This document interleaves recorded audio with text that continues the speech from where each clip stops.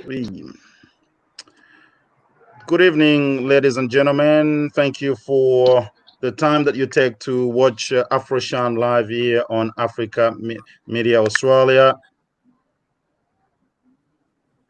Tonight, I have a panel, and we're going to be talking about the Black Lives Matters and George Floyd incident and all these things that have happened in recent weeks.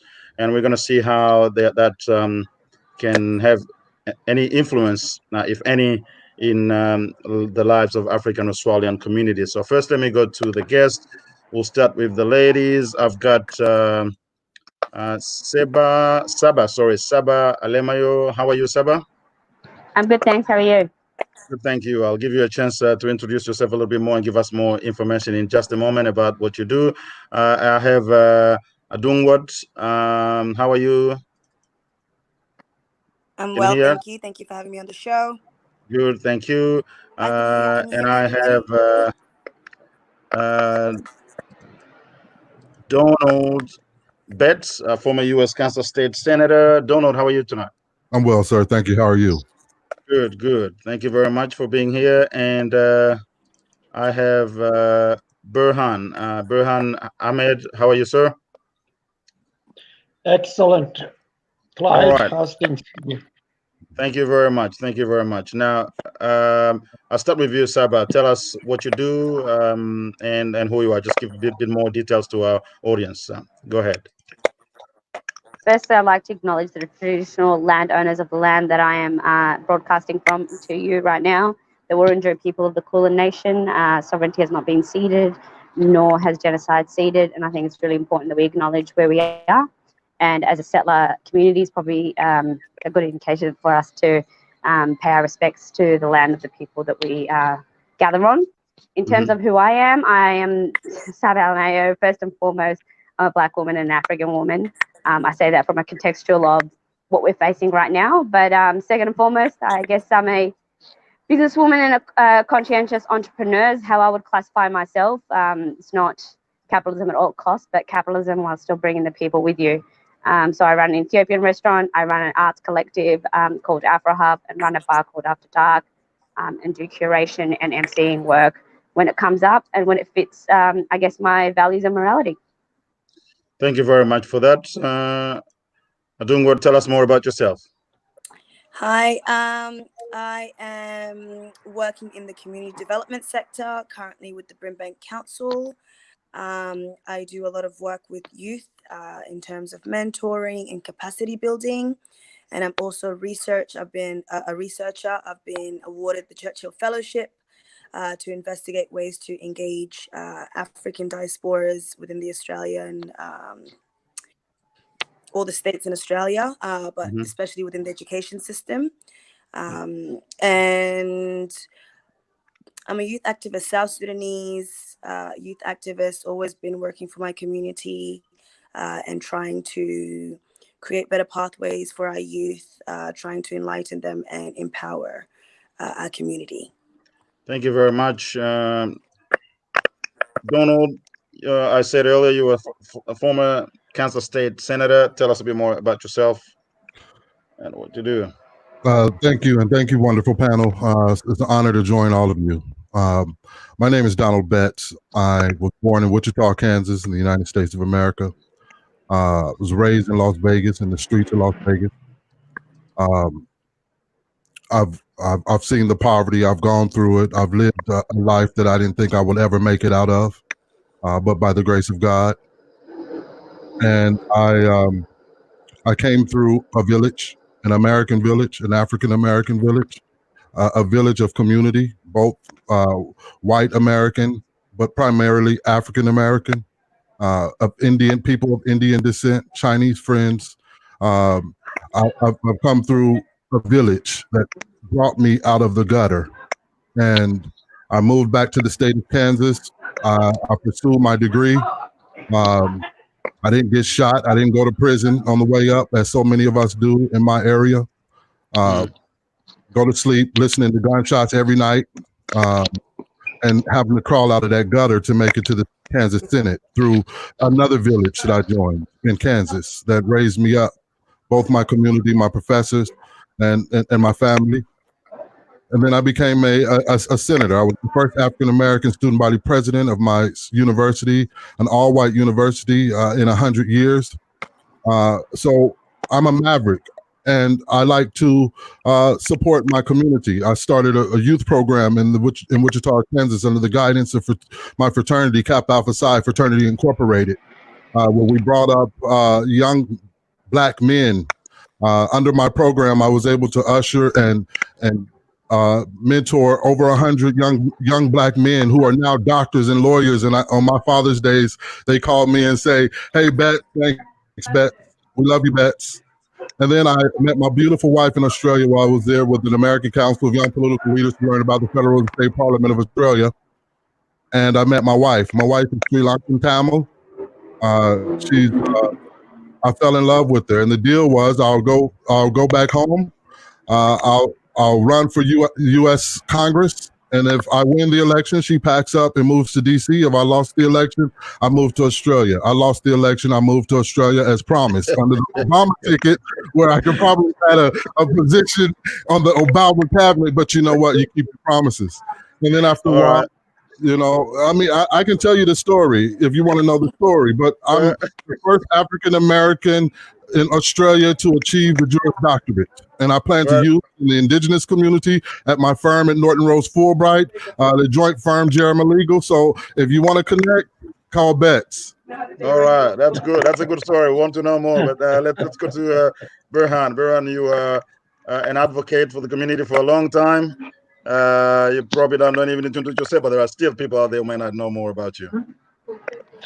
Well, look, I like to echo what Donald said, that we're all in here, and it's great to be with everyone here talking about a common issue that is now a topic of the international community, that if we don't make it now, we can't make it anytime else. So it is time for us to take this issue now and to discuss about it. We've been talking about this for the last 20, 30 years in this country. In fact, Adot is one of my girls that I had in that workshop last year talking about racism affecting children. And Adot was one of the speakers. And this has been with us for a long time. It is time that we take it now when it's hot and we deal with it. We can't keep this century-old pandemic system forever to continue while our society and our children are suffocating. So yes, I'm here as an African Australian. I've been standing for the Australian. Look, I have not been the senator, but I stood for the Senate position back in 2004, and then I stood for the lower house. And I'm a member with the political parties, and been playing in that, because unless we stand, unless we be in the leadership, we cannot change the future. So we expect to be part of the game. No problem. Thank you for that, Burhan. Let me just ask all the members of the panel, if you're not speaking, it's a good idea to mute your mic so that we don't get the sound coming through this way. All right, I'll start perhaps with Sabah. Sabah, you there? Yes, I am. I just had to take a moment to unmute my mic. That's all right. That's all right. Now let me start with you. And I know you're busy. You are in a work environment, but you wanted to take part into this show, and I really appreciate that. You're a young activist. You do a lot of things for the community. When you see all the energy that is coming out of the George Floyd death and the Black Lives Matter movement, what does inspire you? I think I've said this previously as well. It's the match that's lighting the kindling. The kindling was already there. So we've had our issues. They've been simmering and they've been sitting there. I don't think this is anything new, nor does anybody that belongs to these communities feel like there's anything new. So those issues have been there, and they've just been waiting for that inspiration to come out, and also looking for that hope to come out, because I think we've all have gone down the route of really accepting what shouldn't be acceptable, and tolerating what shouldn't be tolerated at all. And I think this has just given us that momentum, that energy to say that's enough. And there's a lot of, I think it's really interesting to me that a lot of mainstream Australia speaks of things like as in things are not bad enough, or that it's not like Australian police are killing black people at the same rate as, let's say, the US. And I think that misses the point. It's not about things are not bad enough. What do you mean? You want permission to get things worse? Things shouldn't be bad at all. And I think that's the conversation. And I think it's once you've put up with so much, whether it be prejudice or hardship or disadvantage or inequity, you start to make that the norm. So now it's almost like we're sitting here waiting for the inequity to be so bad that we can be compared on the world stage, rather than saying that this in itself is not okay. This in itself is not acceptable. So, we're sitting there going, oh, yeah, 439, Indigenous deaths in custody, and that's not bad at all. And how Australia feels about Indigenous Australians is a very great indicator of how they feel about us, I guess, black settlers. And if we can't see that, if we can't make that link and that connection, I think we're failing to see it. And the only reason we don't have the data, and also some people have said to me that the data has been a lot of American-based data. And the reason you're getting a lot of American-based data is that we're not resourced enough to create the data that is required in here and internally. We're not an old enough community as African communities to be able to bring that to the forefront. But I think sometimes some of the questions are just missing where the questions should be a little bit. Right. So to me, I'm inspired and I'm hopeful. Absolutely. Adong, what does bring all these events? What do they bring in your mind? Do you see hope for change in the Australian context? Yeah, to me, it's been really beautiful seeing solidarity coming mainly from a lot of the young people. I think, as the generations continue, a lot of the young people are being born in a multicultural society and they don't know any different. So it's been very confronting, I guess. I know we have been kicking and screaming, and it is nothing new, like Sabah said. But it's been such a non-conversation starter here in Australia that these videos from America have started this conversation, but these things have been here forever. So it's been really nice to see young people coming together through social media, even the actual protests themselves. I saw a lot of young people from all different cultures, Africans, Anglos, Indigenous people, Islanders, everybody coming together. And as well as on social media, things like the cancel culture, which a lot of people have been complaining about. But cancel culture is just calling people out for their bad behavior and everybody coming together in solidarity to no longer support these people or their businesses. So I've been hearing a lot of issues surrounding cancel culture and how it's ruining businesses and ruining lives. But this is young people saying that we are taking control now and we will not allow this to continue. And we have the power to make you fail in your business if you continue doing this. So it's been really, really nice to see the young people really taking the torch on this one and saying enough is enough. All right. Dawn, obviously you're watching this from here pretty closely. What is happening in America? Since we had that last interview about close to a couple of weeks ago, has your perspective changed in any way? Are you more optimistic or pessimistic? Is change on its way this time? It's bittersweet, and it's bitter because I hate to see my country going through that type of turmoil and disgust. It's a cacostocracy. It's just a mess out there right now. However, it's sweet because for far too long, my grandfathers, both of them, ran from the South to keep from getting hanged. Both of them. So it really cuts deep. And when you have had to kind of go through the system where you get locked in because of economics and you can't get out, you pray and beg to get out of it. But every time you look up, you see blue lights everywhere. Cops running through the neighborhood. You see despair, drugs, alcoholism, prostitution, all out there in the street. Some of my friends' mothers, were turned out on crack, but it was a community. It was a community that we still didn't give up, but we had hope. And to get out of it is nearly impossible. So to see this fight, to see, you know, the grandkids and great grandkids of the civil rights movement come, but with a new flair. It's no longer enough is enough. It is over. It's finished. But we can't simply, you know, cancel culture is great, but how long? It's not sustainable. There's a new way. There's internet. There's AI. There's different things. It's just a matter of time. But what we have to do is figure out economics.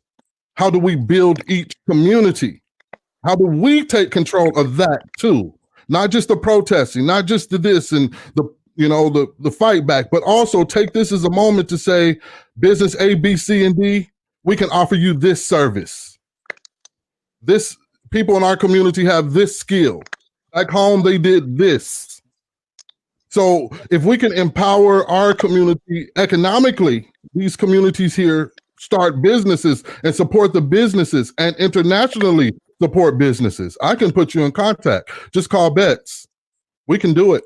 I also work with Jam Legal, the first majority-owned indigenous law firm, Bevan Melman, the brother of Deborah Melman, first Aboriginal owned and backed by Norton Rose Global #4 Fulbright law firm. So pick up the phone and call Bevan Melman at Jeremy Legal. When it comes to indigenous issues, he's a beast when it comes to that area. He and his partner Brian Burrow, the one of the kin of Malbo in the Malbo case. So you have a force. We just need to connect. Oh yeah, I was at the protest. It was great. It was beautiful. I say over 30,000 people were down there, not just 10,000. I say it was about 30,000. I couldn't move. I was getting nervous about COVID. It was just jam-packed, and it was people of every race, culture, creed, nationality, and age demographic. So that is saying that there is support out there. We just need to sit down as a community and plan it. Absolutely, absolutely. Businesses in place. That's the way you connect. Call Betts. We'll work it out. Let's do it. All right. Thanks for that, Burhan. You mentioned the young people there. When young people here in Australia see this type of event, what do you think is going in their psychology? Well, Clyde, this has been a long journey, and there's been said a lot, but the question is, our kids are suppressed. Motivation is zero at school. Kids are not allowed to grow, to dream. This is what the worst racism can do. A child is the future, and a future has been destroyed at school. Our kids have been crying in the street. How many school dropouts we experienced? How many of our kids are in prison? What Donald has said in America, I've witnessed it with indigenous people, now with Africans. This has been the process where we have been trying to fight that, as Donald said, now it's time beyond the demonstration. Where are we going? How are we going to make this happen change? It's not about just doing. This fire could be going tomorrow. The media will take it, but media can stop it tomorrow. So for us now, the question is, where do we take from here to the next step? How do we make changes that empower? And there's two areas that we need to focus. As Donald said, economy is one thing, education is another thing. Unless we step into these two areas, and unless we look into our children at school, because teachers always have been telling our kids that you don't have any hope to get to university. You better look some other alternative. Do something else. You're not good at school. Always that sort of notion has destroyed a lot of young people. Now they are victims in prison. I go to prison. I see these young people crying.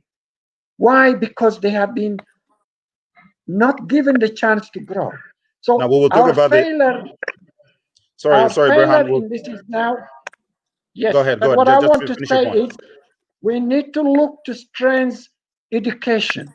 Without the foundation, building the future, we can have economy, but no education means no economy as well. So All right. 21st century regards us this to this area.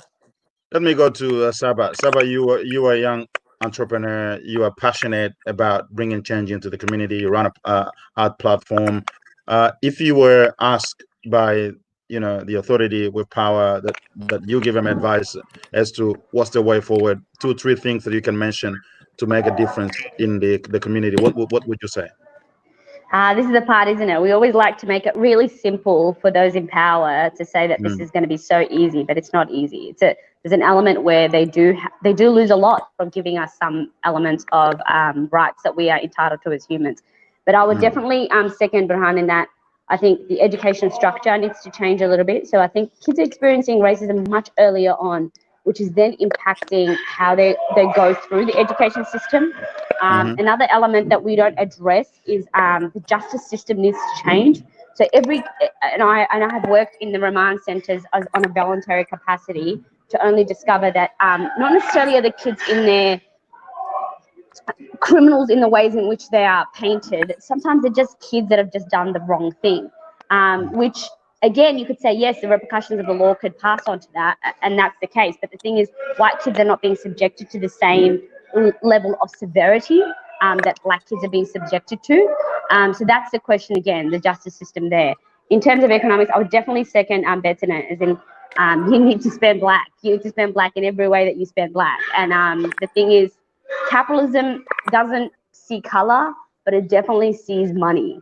And that's the conversation that we need to have. And that's why I built what I built, is because I'm trying to carve a space and try to take back some power. So I would say these things are not simple. Like, it's not, if it was a simple process, it would have been done years ago. So there are the 3 areas, though, that I would definitely second is that I think the education system is inherently racist in the way it deals with black kids and the way it deals with black kids going through adolescence, right? So there is, the kids are kids and they're going to do a little bit of mucking up and things like that. But the way a black child is treated compared to a white child is very different. And then that pushes again through the justice system, and the way a police is going to treat a black child who's behaving compared to a white child is very different again. I mean, there's research on this in terms of the way in which an adult white person relates to a black child is different to the way they relate to a white child. So some of it, like the kumbaya element of let's all just love humanity, doesn't work. Like I see a black child differently. You see it and you go, oh, that could potentially be my child. That could potentially be my cousin. That could potentially be my niece, my nephew. You don't feel that same affinity with someone across your racial lines. You know your ethics and morality will tell you to do so, but you don't. And that's research that's been done in terms of over-policing. And we've had over-policing issues in low socioeconomic areas in Melbourne. Like, we don't even have to go far. Like, in Melbourne, there is issues around over-policing. And it's not me saying it, it's the Human Rights Commission saying it. The Human Rights Commission, run by white people, says there's over-policing issues in like commission flats and estates. So they're the 3 things that I would say. But, that's the thing. It's a very complex thing. But I think the people that have the most to gain from this is us. So we really need people like us to step from the bottom all the way to the top of the totem pole. That's good. Adongwat, you are in the education sector. You are researching things in this area, and obviously everyone in the panel agrees that education is a key component of any solution mechanism for these type of issues. What comes to your mind about what are the path, the avenues that we should look at in terms of using education to resolve this type of issues? I think, of course, that's where it starts, because you can't land a job without education, and therefore economics is affected. Your political stance is affected if you don't know what's going on politically, and that also goes back to education.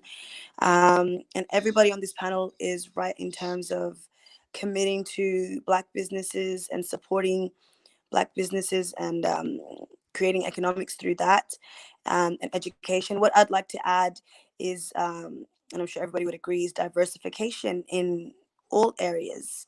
That would also help, because like Sabah said, white people cannot relate to Black people the way they relate to other white people. It's just a fact.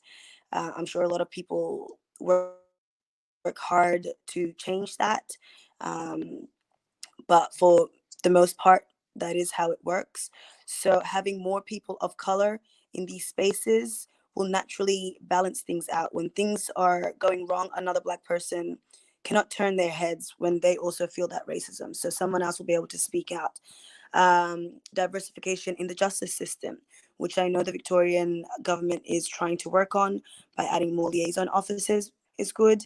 Diversification in the education system, we need a lot more of that, not just in terms of, the diversity hire, which I always have a problem with, but actually combining intelligent people in the community in these kind of spaces, not just in the diversity hire capacity. That's good. Before we go further, let me remind all our viewers that we would appreciate you making comments, and I see a lot of comments already, and preparing questions for the guests. We're going to be taking questions for the guests in just about 10 minutes. And if you want to make a live comment on video, there's a number on the screen that you can text to us, and we'll send you a link to bring you into the live show. Now, Don, all of these things we've said require some level of organization. Now, a lot of times in our communities, there are good ideas. There is the motivation and intention to do the good things, but there seems to be issues sometimes when it comes to putting all these things together and to get the mechanics work right. We got to make an effort in doing that. What are some of the things you would suggest to get that done? I would set up the Victorian African Council. Just keep it simple. If you already have an organization called that, I would call it the African Council of Victoria.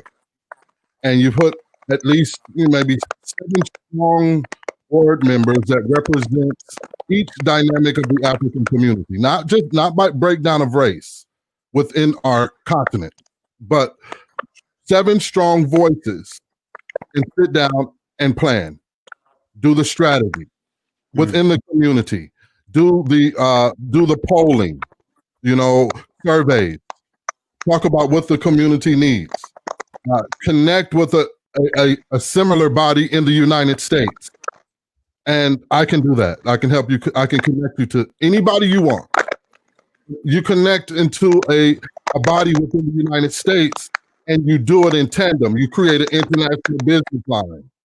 You'll be able to do products back and forth, Australia, the US, on one level. But you can't do any of this without the knowledge, the educators, those that know, like Dr. Emmanuel Area from Ghana. He's a Monash professor of law.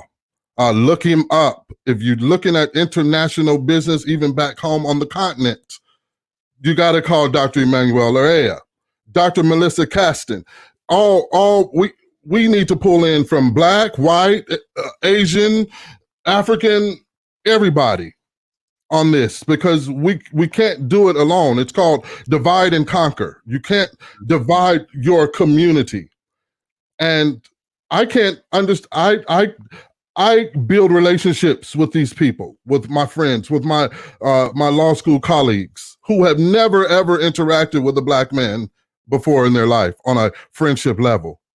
But I sat down and I talked to this brother, and this brother talked to me, and we start understanding each other in our life. That's what this is going to take. We can't just assume it's there, magic. We can't do that. And another thing, where are our Black male leaders in the community? We need to have a council of African men leaders over 40, fathers. And you come in and you just talk. If not talk, have education sessions. Get Dr. Laryea in to do a session. Get Melissa Caston or Dr. Wesley McClendon, who worked for Bill Clinton. He lives here in Australia, in Victoria. So we have all this wealth of knowledge that we must plug into, because you can't do it without the law. You can't do it without the law having the key, the access to the courts. It's impossible. So you have to reach out to people that can guide us through that path. Otherwise, you're just spinning your wheels. I mean, I'm a senator. I've seen this done. I've seen communities just spinning their wheels until you go in with the key, open the door, and open the law. But you have to have connectors that can get you there. Thank you.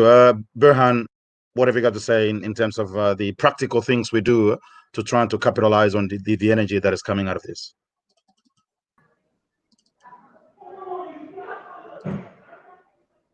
Dr. Berhan, are you with? Actually, sorry. We're having some technical issues. Yeah, we can hear. Can you hear us? Yes, I do. Can you hear me?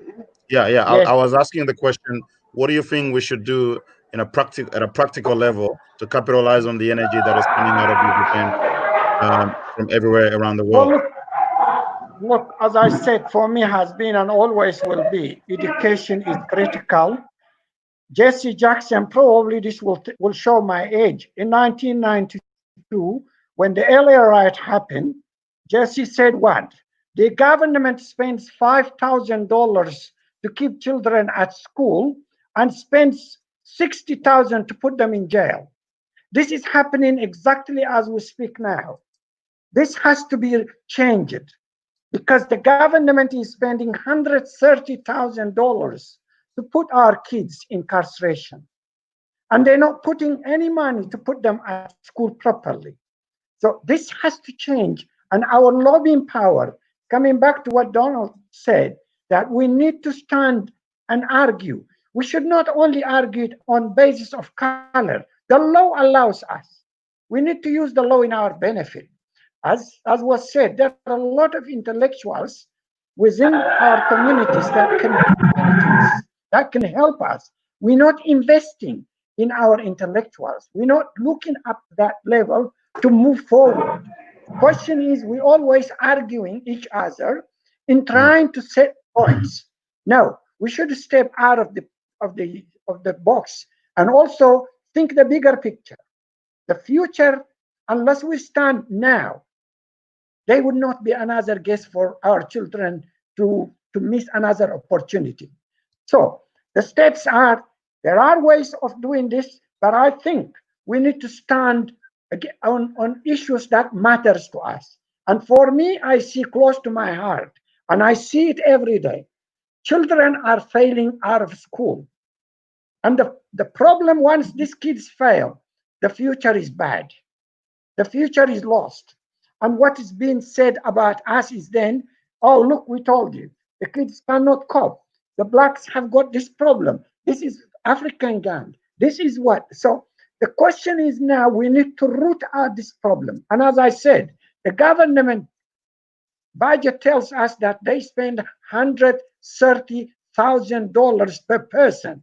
In fact, for the juvenile justice, they spend more. So can we look into this? Giving children, instead of incarceration, a proper treatment. Why they live in school? Why the school is not accepting them? What is the behavior that makes one child better and the other child different? If you grow the same seed in the same land, you get the same fruit. But here we're not getting the same fruit. Our kids are failing. So the point I'm trying to make is we need to look to the bigger picture, because this is becoming just a normal business for our kids. Unless we stand together to look the bigger picture, we will be failing. Because if our kids fail, the future is definitely a question of these people are bad. So that's the way I see it. And we need to stand and look to that, because the foundation is critical. All right. Sabah, I know you may have to go at some point, but I'm just going to get to you again for now, because there are things, obviously these things need to be addressed both by the government as well as by the community, and even go down into a family and individual level.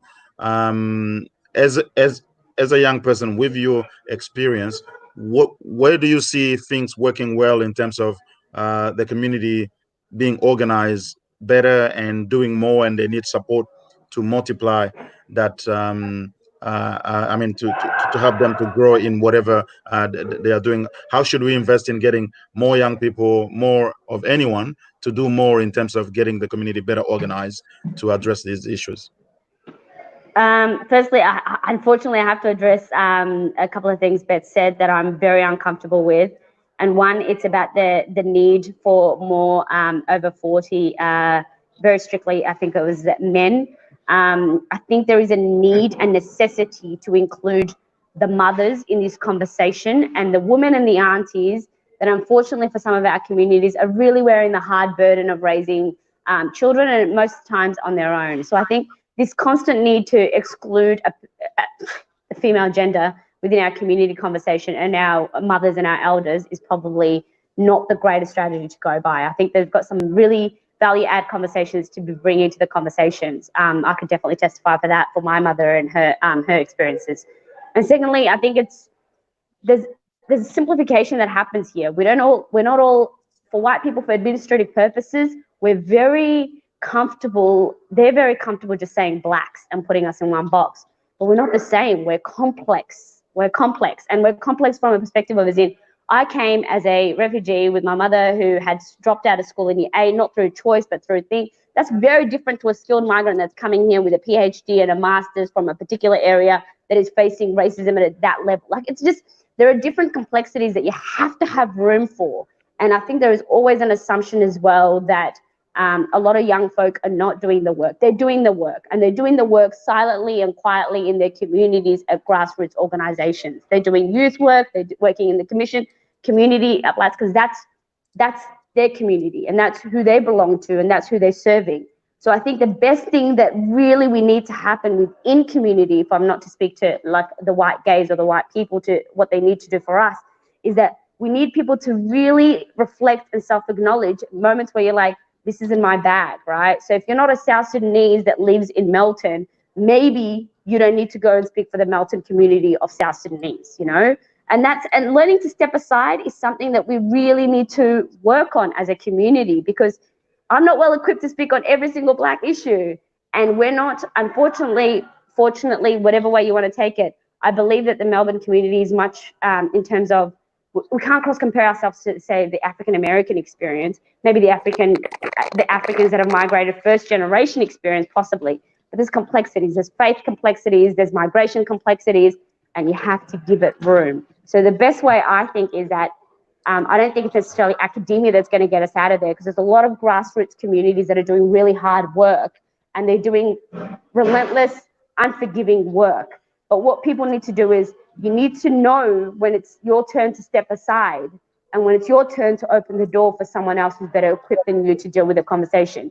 And better equipped doesn't necessarily come in degrees, right? It comes in the community that they belong to, who they've worked with, what their years of experience is, where they are in their lives. I'm not equipped to deal with how hard it is as a mother to deal with teenage boys, right? So when those opportunities come to me, the first thing I'm looking at is, hey, where are the mothers that are dealing with teenage boys? Where can I allocate them to? I'm not equipped to deal with what it's like to be a young South Sudanese man. And I would just argue, like most of us here in the panel wouldn't be. So it's really a time, we're very not great at handing the baton. We're really not great at handing the baton. And I think that has really resulted in kind of ignoring or trying to hash down the complexities and the differences in our communities and who we are. So I would generally say, as community members, learn to hand the baton. This is a rebuttal real quick. And that's all right. And I appreciate your words, sister. I really do. But when I said Black men over 40, I meant fathers of men, of young boys that will become men. I didn't have one growing up. So I reached to every positive male figure that I could to get an example of what a good man is supposed to do. You can't see what you can't see. And in terms of the Black thing, I'm Black. I love this skin I'm in. You can call me Black, just don't call me nothing else, and don't put your hands on me. But I am Black, proud Black man. Wouldn't be nothing else. There would be no desire. If the complexion was darker, I'll be even happier. I love my skin. So we need to teach our people to love your skin. Love the skin you're in. It's yours. You were birthed it. It glows in the sun. It's a beautiful thing for me, personally. I love mine. I don't think that's the issue. I don't think the lack of loving ourselves. I think we love ourselves. That's not the issue. I'll let you finish. So I love this, all of this, every 6'4" of it. But in terms of the sisters, yes, the sisters are needed. You know why? because the sisters that are successful sisters should be speaking life into the mothers. They should pull the mothers to the side and say, this is the way I have experienced it. This is the way I've gone through. Because I'm sure if my mother had that, she would have embraced it. And if she had more men, positive men in my life and my brother's life, my brother would not be dead today, riddled with bullets in his body on his knees. So I know the importance of what a man, what it requires for a man to raise a man to be a man. That's my personal opinion. I do understand. Now, I don't. What did you want to say something, or did you want to say? Did you want to make a comment, or you have to go? I want to say that both Donald and Sabah made great points. This is why you can't be what you can't see. That's very true. Hence why I've created mentoring. And you said that we're having issue with sound there. Can you? Our mothers aside, but I've can you hear me? Your sound is a bit. Can you hear? Can you hear us? Okay. There's a bit of a scratchy noise. I'm not sure where it's coming from, but okay. Yeah, go ahead. It's better. It's very, very scratchy. All right. I think this is better. Yeah, that's good. All right. Yeah, so both are good. So I think we can only use our own networks to better ourselves. So by creating mentoring programs where both males and female young adults can work with younger people in the school age to help them kind of navigate the world and just be better and be able to have someone to talk to about things. Unfortunately, the sound is not improving. You can see if you can improve that. While you do that, we're gonna try to go to some of our audiences because time is going fast. And I have David who's joining us, and I'm gonna try to give him the floor to see what he's got to say. Just give us a second. There's a bit of an issue him coming up. Let's see if we can get him into the studio. David, are you there? Okay, no, the technology is giving us a bit of an issue. All right, we'll go to I'll go to some of the questions that I can see in the comment. It's a long one with lots of comments there. Just give me 1 second. Actually, while we do that, because for some reason the details are not coming through. Burhan, as we're getting close to the end, and I was trying to get some questions there before we do that. Donald mentioned, for example, the idea of African Community Council. Now we've been exploring for quite some time the option to have a peak body, which will represent the community quite fairly and speak with one voice, or at least be sufficiently representative and to be able to have a strong voice. And that has not worked as much as and as fast as we want it to be. Do you think this sort of event will accelerate that process? Without doubt. Now we are desperate in need of a leadership that could stand, especially shining in a political sense, that we need to be heard. But the question is, we always fail because we look the person, we don't need the merit of the person. We need to put what we need from the person. Like Donald mentioned, there are people with skills that we need to look up, because what we want is representation of every color or every ethnicity, rather than the quality of people that need to deal with the issue. We need to look the job rather than the person. Unfortunately, we always look the person and then the job. So we need to change the system, and the system can only take us forward when we know what is the problem. We identify the problem, and then how we solve it comes the next question. And the people that solve that problem, rather than the feeling we have a problem, yes, but we don't know what the problem is. So collect every person and sit and talk forever. So that doesn't take us anywhere. For me now to go forward, we need to look the problem. Now, a lobbying. Like, to be honest with you, one of the biggest agenda of African think tank in the past was to stand in Canberra, to have a lobbying power in a political way, to have people with skills that can deal on the political, economic, social, and many other issues that matters to our communities. We don't have those people. We have people and standing for they just standing, wanting to be counted. But have they got the skills? All right. And that's Thank you where very we much. need to start. All right. Pleasure. Now I'll try one more time to see if we can get David. If it doesn't work, then that'll be it. Unfortunately, David, are you there? No, he was going to ask a question from the audience, but his microphone seems not to be working.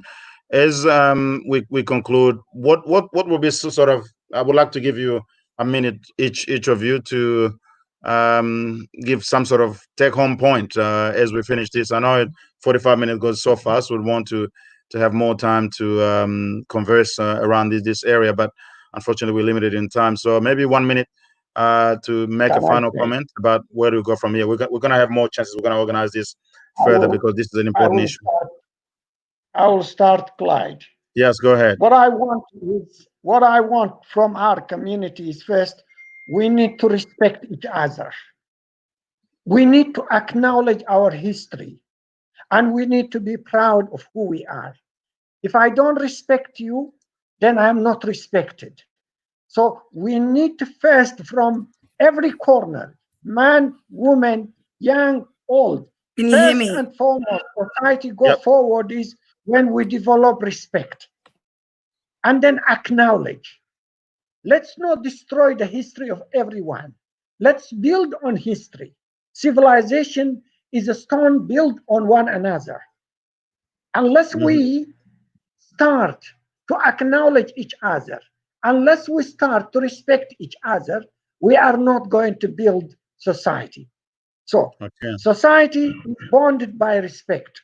Society is bonded by acknowledgement. New generation takes history from the past and builds on it. So I look forward to the young generation to say, we have history. We are proud. We've got, people have done. What is achieved now, it didn't come from zero. The Black American movement has been doing for so long. African colonization have been going for so many years. People have been crippled as refugees. You know, their own countries have not had powers. So sorry, Burhan, just conclude because we're running out of time, if you don't mind. My word is, as I said, respect, acknowledgement. This will take us forward. Thank you. Absolutely. Sabah, what's your 1 minute point? I'm going to make it even less than that. I'll make it 10 seconds for you. Stay in your lane. Stay in your lane. Stay in your lane, and you cannot be the representative of all Africans, and you cannot be the representative of all Blacks. Just stay in your lane and do what you do well and what you know how to do. And for everyone else that's wanting to support the movement and support reduction of prejudice, I would just say buy black at all times. Buy black as much as you can. If you're in HR, you know, give an interview to the one with a difficult name. That's all there is to it. Okay. Let's go to Adungwat. Go ahead. Yes, stay in your lane, but we've. Oh. Can you hear me? Go ahead. We can hear you. Yes. Stay in your lane, but make connections. So whenever you need something, you don't have to have all the answers. Reach out. There are lots of people that are willing to help. My other comment would be to use this Black Lives Matter movement momentum to continue the conversation of the injustices happening here with Indigenous people, with Black people, deaths in custody, police brutality. And when our very own leader of the country, Prime Minister Scott Morrison, says things like, there is no slavery, or, you know, we're just following a trend, it's time for us as Australians, both Black and white Australians, to stand up to this man and let him know that the oppression is happening here, injustices are happening here, and we're not going to stand for it just because there aren't shootings happening on the street. Okay, Thank you. Don, we'll give you the opportunity to conclude the show before we go.